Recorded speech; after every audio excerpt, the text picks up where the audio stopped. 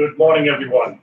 I'd like to call the committee meeting to order at 11:54. If it's all right with Amy and Chris, and without objection, I would like to do the countryside adult home agenda first. Is that okay? That's great with me. Okay, good. Good. Sounds good here. So I'd like to get a motion to approve the minutes from the last month's meeting. Supervisor McGowan. Supervisor Frazier, thank you. So we've got 5 agenda items. The first agenda item is a request. Mr. Driscoll, can you please vote on the motion to approve? Oh, I'm sorry. Okay, yeah. A motion to approve the minutes. You have the motion. Okay. Aye. Okay. Okay. All opposed? Okay. So moved. Thank you. So we've got a request to extend a contract with B-Lane Equipment for regular maintenance in the amount of $1,424.10 with an addition of $1,000 for unseen repairs. The term of commencing January 1st, 2021 and terminating December 31st, 2022. Do I have a motion to bring that to the floor, please? Supervisor Shetler. Supervisor Hogan on the second. Amy, if you could walk us through that, please. B-Land does our fire suspension in the kitchen, so it's imperative that we keep it fully operational at all times. And this term is a 2-year term, and it's only gone up by like $20. So. Great. Questions or concern or questions for Amy? Okay. Do I have a motion to? I'm sorry. Okay. I'm sorry, Andrea. Thank you, Chairman. Okay. Amy, the additional 1,000, that's just in case something's wrong? Is that what that Exactly. is? Just in case something breaks, we have the money that's already kind of put aside saying, okay, here it is. I think it would be much easier than having to go and doing an emergency, like to get, if it's over $500. We haven't had anything. Okay. I'd rather be prepared. Any other discussions? I would like to call the question. All in favor? Aye. Opposed? So moved. Thank you. Request number 2 is to extend a contract with Hudson Headwaters Health Network for clinician services in the amount of $32,409 for the term commencing January 1st, 2021 and terminating December 31st, 2022. And the rationale, Amy, please. So every resident must have a provider service. This is actually, it's, again, another 2-year contract. So for 2021, it's a $15,965. And then for 2022, it's $16,444. It's only a 3% increase, especially with COVID. We are trying to get more providers into the building versus sending the residents out and exposing them. Having Hudson Headwaters the last 6 months has been amazing. It's been amazing all my entire career of working for Countryside, but the last 6 months is I can't say enough good things. And it's mandated that we provide. No, we're gonna do hour 3 of Zoom. Provide the residents with physician services. Great. Thank you. Any discussion or questions for Amy? Supervisor McGowan? Amy, I'm going to have to agree with you on this one. It really is a huge comfort. And like I said, as long as we keep our people safe and not expose our workers from transportation, because I think this is a great request. I'm sorry, I didn't hear most of what you said. I apologize. Oh, I just think this is a great request. You know, it keeps everybody safe, and at the home. And I really, especially with the adult homes and the COVID going on now, I can see the peace of mind that this brings you. Yes, it's been wonderful that, how much that Hudson Headwaters has reached out and done for Countryside during this time. So Thank you. Any other questions? Supervisor Hogan? Thank you. Is this something we've ever gone out to bid for? Hudson Headwaters, as far as I know, no. They've always been the one to provide the clinician services. Hudson Headwaters, I believe, is the biggest area health network we have in the area. I'm not quite sure what we would get for another bid if we did. Who else is out there, you mean? Yeah. Okay, thanks. Anyone else? Okay, I'd like to call the question. You have no motion Oh. on that. Oh, I'm sorry. Okay. Do I have a motion? Supervisor McGowan, a second. Supervisor Frazier. Any further discussion? I'll call the question. All in favor? Aye. Opposed? So moved. On to request number 3 to extend contract with Action Septic to clean sewer lines in the amount of $1,260 annually, with the total to not exceed the amount of $2,000 for the term commencing on January 1st, 2021 and terminating on December 31st of the same year, 2021. If you could bring us through the rationale of that, Amy, please. I actually should have probably not called it sewer lines. It's internal lines of the building. The age of this building requires that we do preventative maintenance. We had an incident a few years ago where the lines backed up, and last year was the first year that we started doing this preventative, and it's been a godsend. This contract has not increased at all. This is the same exact price as what we paid last year for this service.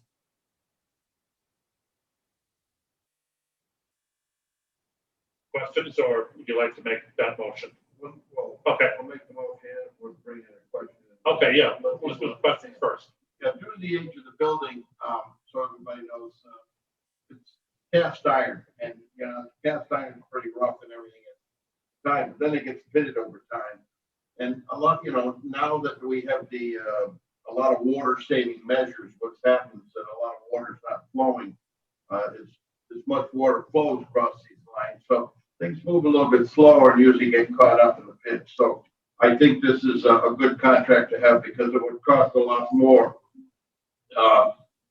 if we did have another flood like we've had in the past. So anyway, I want to say this is another great request. I think I need a second on that motion. Do I have a second? Supervisor Frazier. Any other questions or comments on this particular request? Okay. Then I will call the question. All in favor? Aye. Those opposed? So moved. On to request number 4, a notice of intent to fill the position of senior account clerk due to the resignation effective 6/25/2020. If you could update us on that, Amy, please. So as you can see from the date of the resignation, that has taken me a couple months to bring it to committee. We tried doing more with less, and then unfortunately that this is not a position that we can do that with the revenue that we have going out of the building each month and the bills that need to be paid on time so our service providers get paid and continue to give us the services that we need. This is an essential position to be filled, and it is reimbursable. We get paid up to 50%. Thank you. Do I have a motion to bring that to the floor? Supervisor Scheffler, second, Supervisor McGowan. Any discussion or questions for Amy on this particular? Supervisor McGowan, please. Yes, Sammy, I just would like to, thank you for, holding off and trying. I believe we asked, everybody to see what we can do to help on the budgets and that. So I appreciate you trying the efforts to, hold off as long as you could to see if you could, absorb this or not. So, thank you. Thank you. Any other questions or comments? I will call the question. All in favor? All right. Aye. Anyone opposed? So moved. And finally, request number 5, which is approval for mandatory COVID-19 testing overtime policy. And if you could comment on that, please, Amy.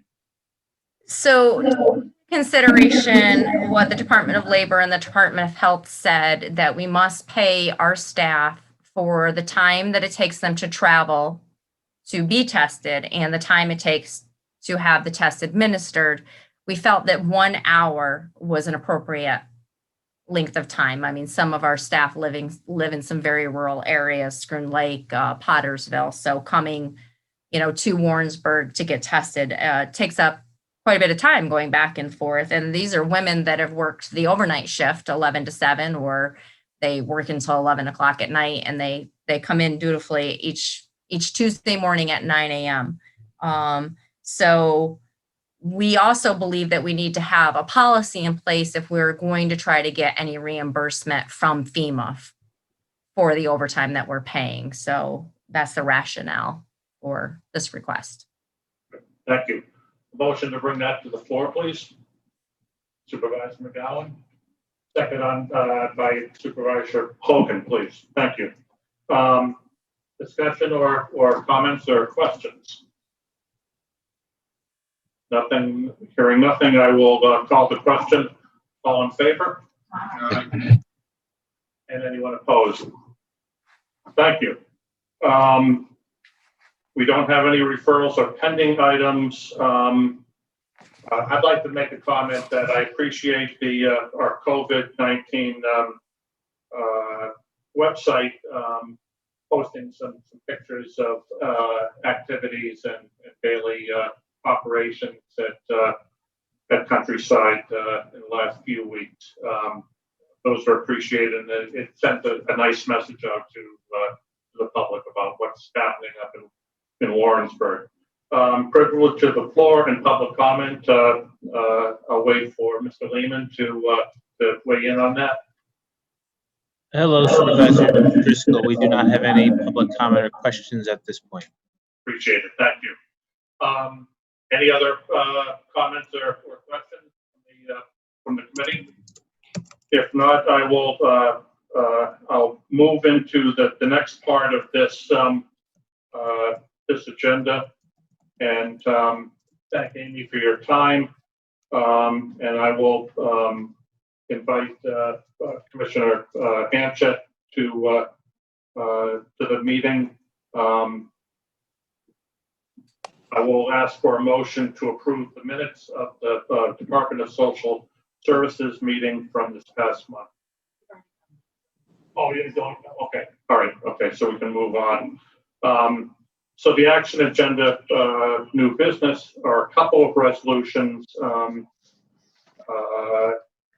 Resolution number 1 is our personnel request. They're batched as 3. So I will ask for a motion to bring resolution number 1 to the floor. Oh, I'm going back and forth. Thank you, Supervisor McGowan. And Supervisor McDevitt, thank you. Sorry if I missed you earlier. So, Chris, good morning, Chris. If you could walk us. Good morning. So, maybe good afternoon.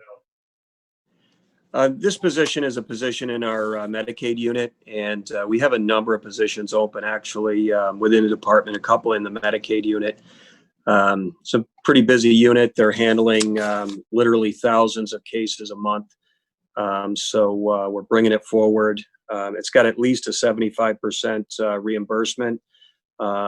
There are a couple of positions in Medicaid. I don't know if this is one of them, but we certainly will make sure that we get the claiming right on it, that are 100%, but it's at least 75%.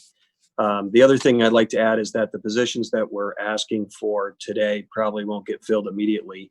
One of them might not even get filled probably until November. So the costs to these are going to be exceptionally minimal for 2020.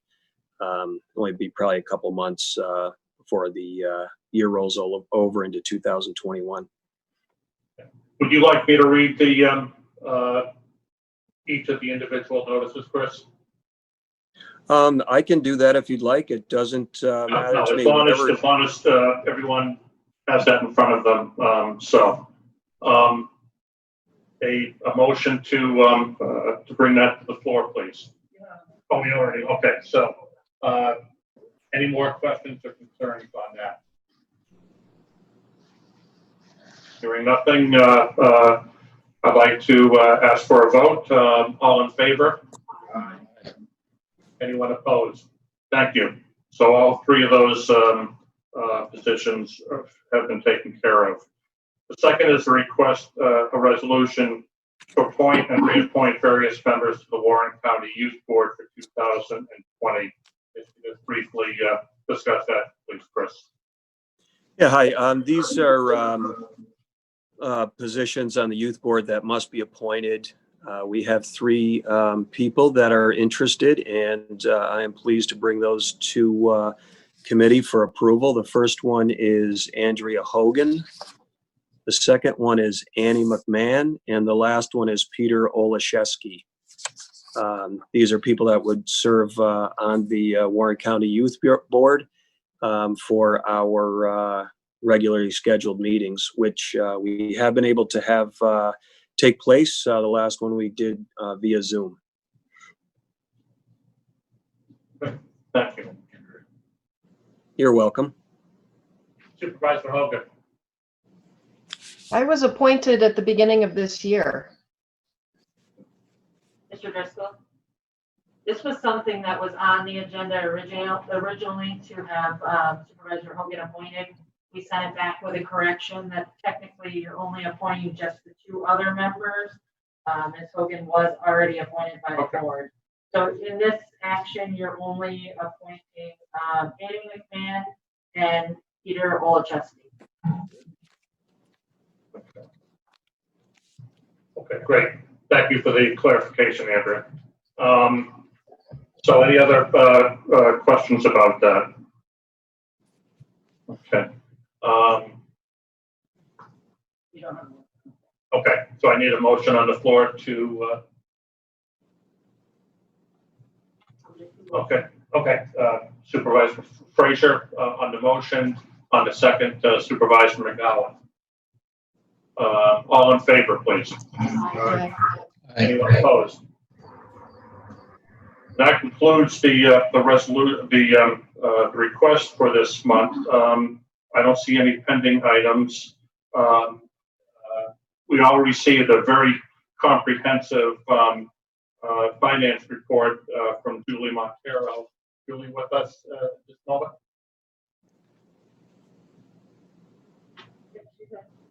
Oh, okay. Unmute yourself.